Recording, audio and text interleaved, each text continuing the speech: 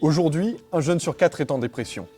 Et pourtant, 62% n'ont jamais parlé à un professionnel. Pas parce qu'ils vont bien, mais parce que 79% estiment que parler de santé mentale reste tabou. Ce tabou crée un silence collectif. Beaucoup préfèrent souffrir seuls, persuadés que chercher de l'aide serait un aveu de faiblesse. Et pourtant, les solutions sont là, juste sous nos yeux. Clubs sportifs, ateliers artistiques, associations étudiantes, espaces culturels. Ces ressources existent, mais elles sont invisibles.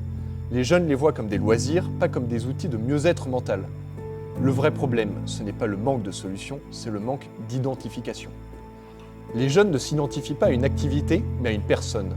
Quand quelqu'un qu'ils admirent raconte comment le sport, l'art ou la musique l'a aidé à traverser une période difficile, cette pratique prend une valeur émotionnelle nouvelle. D'ailleurs, un jeune sur 4 affirme que les témoignages de personnalités connues peuvent libérer la parole sur la santé mentale. C'est de là qu'est née notre idée. Un nudge, 2 leviers. Premier levier, l'identification émotionnelle. Des affiches avec des personnalités inspirantes qui racontent un moment de vulnérabilité. Florent Maloudou était déprimé, il a retrouvé du confort dans le handball. Teddy Riner se sentait isolé, il s'est ouvert au judo. Voir ces visages, c'est se dire « moi aussi j'ai le droit d'aller mal ». Deuxième levier, la reconfiguration des ressources locales. En bas de chaque affiche, un QR code renvoie vers les activités du campus. L'inspiration devient action.